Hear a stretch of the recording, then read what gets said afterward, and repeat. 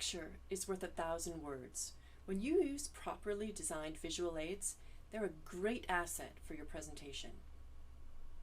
Well-designed visuals attract attention, help the audience retain key points, and facilitate understanding.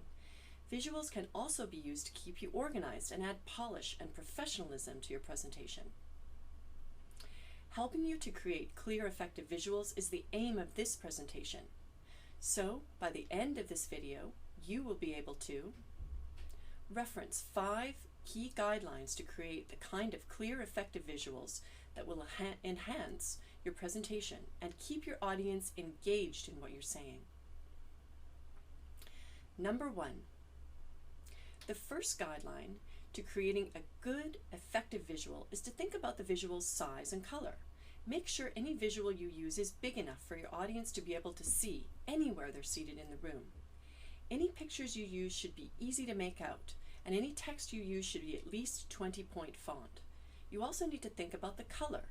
Think about the color of the font, or the charts or visualizations of data you include. The color needs to be easy to see for both. Let's take a look at an example. If you look at this visual on the slide, both the text and the images are too small for the audience to make out clearly. The picture of the map is much too small to make out in terms of its detail, and the pie charts and accompanying font is so tiny the audience would probably not be able to distinguish the detail. This could be improved by increasing the size of both the pictures, the charts, and the font.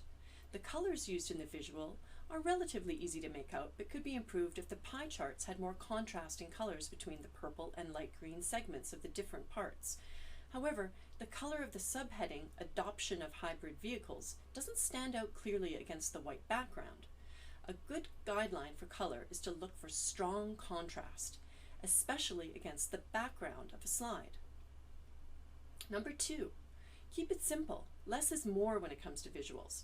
Make sure you show only one idea in each of your visuals and avoid unnecessary, potentially distracting detail that may confuse your audience. Let's look at another visual. You can see how this image confuses and distracts. The presenter has tried to insert multiple points into one image, but having 3 different tables and 3 different vaguely linked bullet points of information is actually worse than having no image at all. This could be improved if the presenter chose one of the tables to focus on for this slide, just one. Most audience members confronted with this slide would be so confused by all the different information, they wouldn't be paying attention to what the presenter was actually saying. And this is the opposite effect you want in a presentation. Number 3, fewer words is better.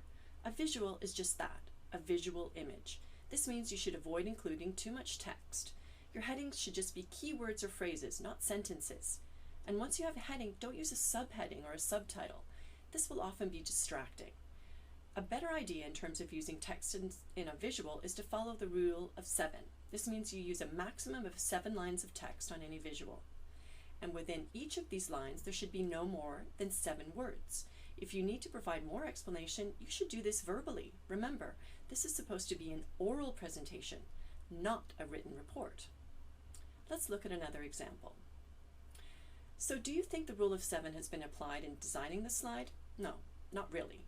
There are 15 lines or more of text on the slide, forcing the small visual and the image to be off to the side rather than the focus. Also, the heading itself is a short sentence instead of a keyword or phrase.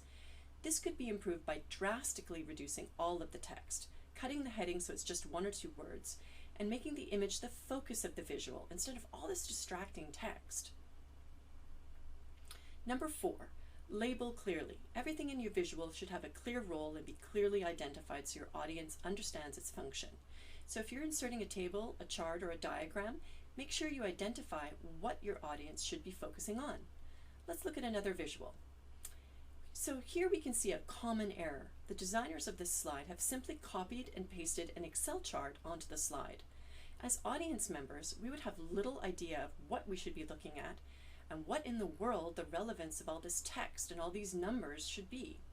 The presenters have attempted to use bright colors to highlight different parts of the chart, but the image and font is too small and there's too much text and there's no labeling on the image. What are we supposed to be looking at? This would be more effective if the presenters simply took the relevant and important numbers and presented them alone, rather than copying and pasting a large amount of unneeded information on the same slide. And number 5, make complex data simple. Look at this visual.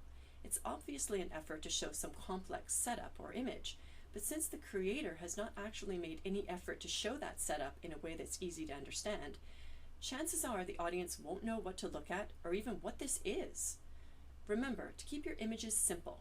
If there's some complex data or a complex setup you want to show, take the time to restructure it in a simple way so your audience can easily understand it.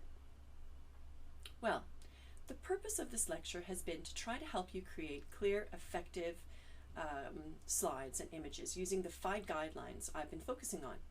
The next time you need to create visuals, keep in mind that using these guidelines should help you make positive steps to create clear, effective visuals, which will then help you keep your audience engaged in your talk. Good luck.